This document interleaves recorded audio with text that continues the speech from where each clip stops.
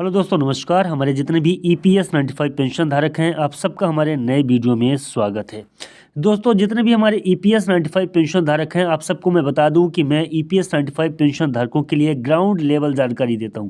यानी कि नीचे से ईपीएस 95 पेंशन धारकों के लिए 7/12/2023 से लेके 14/12/2023 तक ईपीएस 95 पेंशन धारकों के लिए क्या क्या किया गया, सारी की सारी जानकारी आपको हमारे इसी वीडियो के माध्यम से दे दी जाएगी। सबसे पहले तो आप देख लीजिए, यहाँ पे लिखा है नई दिल्ली दिनांक 14/12/2023 अति महत्वपूर्ण संदेश।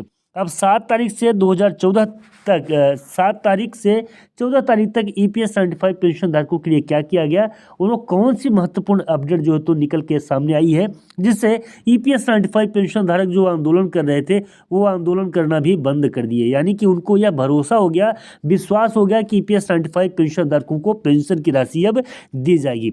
चलिए दोस्तों, हम आपको बताएंगे इस वीडियो में कि ईपीएस 95 पेंशन धारकों को कितनी पेंशन की राशि दी जाएगी। 7,500 अथवा 3,000 रुपये पेंशन की राशि दी जाएगी, क्योंकि ये सबसे महत्वपूर्ण चर्चा का विषय है कि ईपीएस 95 पेंशन धारकों को पेंशन कितनी मिलेगी, कितनी पेंशन की राशि दी जाएगी। चलिए दोस्तों, अपने इसी वीडियो में सब कुछ जानने की कोशिश करते हैं। सबसे पहले मैं आपको बता दूं कि ईपीएस 95 पेंशन धारकों के पेंशन वृद्धि को लेकर दिनांक 14/12/2023 को अति महत्वपूर्ण एक संदेश निकल के आया था। एनएससी का जंतर मंतर दिल्ली में अखंडित जारी ऐतिहासिक प्रांतवार अनशन व आमरण अनशन राष्ट्रव्यापी आंदोलन को स्थगित कर दिया गया। स्थगित का मतलब है कि उसे ऐसा नहीं है कि पूर्ण रूप से बंद कर दिया गया है, जब जरूरत होगी तब उसको फिर से किया जाएगा। अभी कुछ समय के लिए स्थगित कर दिया गया है, यानी कि कुछ दिनों के बाद फिर से किया जाएगा अगर ईपीएस 95 पेंशन धारकों को पेंशन की राशि नहीं दी जाती है तो। आगे यहाँ पे है, एनएससी के प्रतिनिधि मंडल की राष्ट्रीय अध्यक्ष माननीय कमांडर अशोक राव जी के नेतृत्व में माननीय केंद्रीय श्रम मंत्री जी भूपेंद्र यादव जी के साथ बैठक व चर्चा सफलतापूर्वक संपन्न हो गई। यानी कि सबसे अच्छी बात तो यह है कि ईपीएस 95 पेंशन धारकों के लिए माननीय कमांडर अशोक रावत जी के द्वारा जो है तो एक बैठक रखी गई है। वो बैठक थी माननीय भूपेंद्र यादव जी के साथ में, और ईपीएस 95 पेंशन धारकों को कब से पेंशन की राशि और कितनी पेंशन की राशि दी जाएगी, इसी के ऊपर चर्चा थी, जो कि चर्चा पूर्ण रूप से संपन्न हो चुकी है। अब आइए हम लोग बात करते हैं आगे क्या हुआ। राष्ट्रव्यापी दिल्ली आंदोलन को सफल बनाने हो तो प्रत्यक्ष व अप्रत्यक्ष रूप से सहयोग या सहभाग करने वाली महानुभावों के प्रति ईपीएस 95 पेंशन धारकों की पेंशन वृद्धि को लेके जो कि देखिए, सबसे पहले तो यह समझ लीजिए कि जो कि चर्चा थी कि राष्ट्रव्यापी जो दिल्ली आंदोलन को सफल बनाने के लिए, चाहे वो कोई भी रहे हो, प्रत्यक्ष या अप्रत्यक्ष रूप से। प्रत्यक्ष का मतलब है कि जो हाँ उपस्थित थे वो, अप्रत्यक्ष का रूप है कि जो दूसरे माध्यम से, जैसे कि सोशल मीडिया के माध्यम से ईपीएस 95 पेंशन धारकों की आवाज़ को उठा रहे थे, उन सबके लिए। प्रत्यक्ष और अप्रत्यक्ष रूप से जितने भी महानुभाव थे उन सभी के प्रति ईपीएस 95 पेंशन धारक और साथ ही साथ में एनएससी के टीम के द्वारा कृतज्ञता व्यक्त की गई, जो कि ईपीएस 95 पेंशन धारकों की उदारता है और ये काफ़ी महत्वपूर्ण है।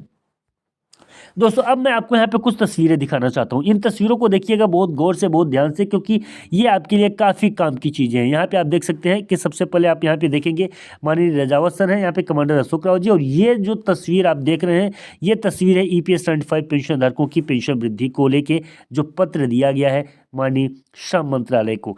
और ये श्रम मंत्रालय को जो पत्र दिया गया है यही काफ़ी महत्वपूर्ण है, काफ़ी इंपॉर्टेंट है। आगे की तस्वीर को आप देखेंगे, वही तस्वीर सेम है ईपीएस 95 पेंशन धारकों के पेंशन वृद्धि को लेके माननीय देख सकते हैं यहाँ पे भूपेंद्र यादव जी को, कमांडर अशोक रावत जी और रजावत सर दोनों साथ में है। ईपीएस 95 पेंशन धारकों के भाग्य को उनके हाथ में दे रहे हैं, ईपीएस 95 पेंशन धारकों की शक्ति को उनके हाथ में दे रहे हैं, ईपीएस 95 पेंशन धारकों के आंसुओं को उनके हाथ में दे रहे हैं। क्योंकि ईपीएस 95 पेंशन धारकों ने अभी तक जितना संघर्ष, प्रयास और प्रयत्न किया है, उन सारे संघर्षों को माननीय कमांडर अशोक रावत जी माननीय भूपेंद्र यादव जी को दे रहे हैं, क्योंकि भरोसा है माननीय कमांडर अशोक रावत जी को माननीय भूपेंद्र यादव जी के ऊपर कि ईपीएस 95 पेंशन धारकों के लिए करेंगे। हालांकि ये भी मैं आपको बता दूं कि माननीय भूपेंद्र यादव जी ईपीएस 95 पेंशन धारकों के लिए काफ़ी कुछ किए हैं।